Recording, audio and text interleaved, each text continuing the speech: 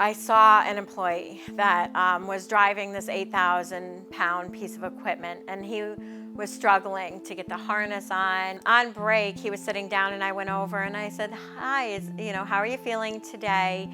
And he said, "I'm okay." And he had a little bit of a slurred speech. So he started to tell me how, he suffered a stroke in the warehouse on Thanksgiving. I couldn't believe that there was no support for him. Nobody seemed to care.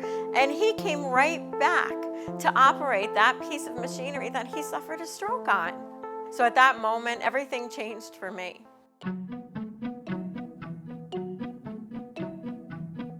The injuries are on a daily basis.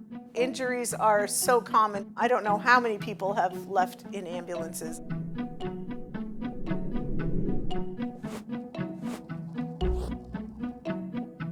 I am what they call a picker. I drive a pit machine, which is an 8,000-pound piece of equipment that we take into the aisles and we retrieve items. I am a packer. I make sure that the packages get sent out to dock on time. I am a packer and a slammer. It's at the slam station where it gets the shipping label. And then the slammer weighs the package, puts it on another conveyor where it goes up and around the facility and eventually ends up at the docks. As a picker, I have to retrieve 45 items an hour. And that includes all of those heavy pieces of equipment, auto equipment, dressers, fireplaces, vacuums, air conditioners, you name it. Quota, make sure we get the priorities out. The injuries are definitely affected by these quotas and by the stress. We're moving boxes that are, teeny tiny little things up to supposedly 50 pounds, but I can't tell you how many countless times I've had to lift boxes 60, 70, 80 pounds. As I was driving this 8,000-pound piece of equipment to retrieve items, I noticed that there was wires, metal wires sticking out in what we call the very narrow aisles. So I may lean to the side to see if I can get a better visual. However, that better visual could result in this wire taking my eye out. Look at the boxes protruding out of the aisles and the condition of the boxes, because the aisles are so narrow.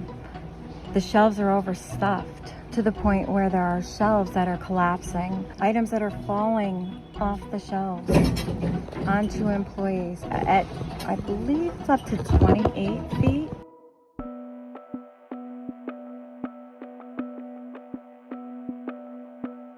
I started September 13th. By the end of October, I was in the emergency room. I literally fell on the floor one day. I could not stand up. I could not stand up straight. I just was laying there in severe pain. Somebody said, "Go get Amcare." Amcare walks down about 10 minutes later without a wheelchair. I drove myself to the ER and did find out that I did have a hernia and had to have surgery. One of the women in the facility had a severe head injury that she had to be carried out in an ambulance.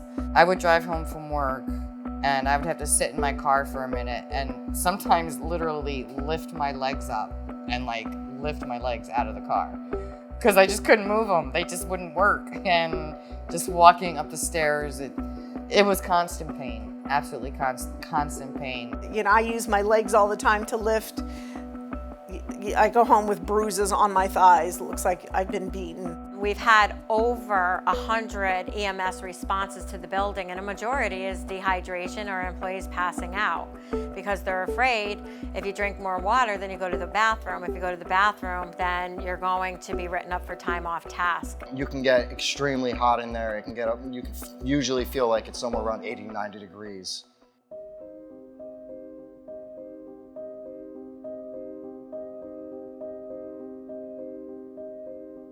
When I came back from COVID after 3 weeks, and I was staring at a sign that said, "No more COVID pay, no excuses," I literally thought I was being punked. HR was as serious as could be and said, "We're not paying COVID anymore." I called the New York State Department of Health, confirmed, yep, they are going to get their COVID pay, and that was when I went into battle.